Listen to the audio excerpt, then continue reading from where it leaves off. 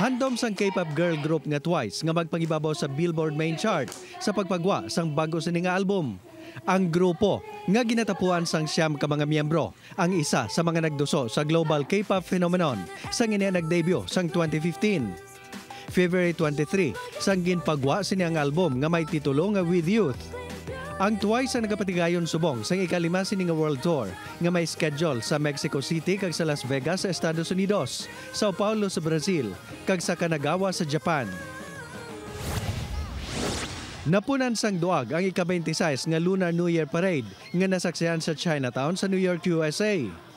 Linibo ang nagselebrar sang Year of the Dragon kung sa diin ginpatigayon ang tradisyonal nga layon kag dragon dances, musika kag mga palupok.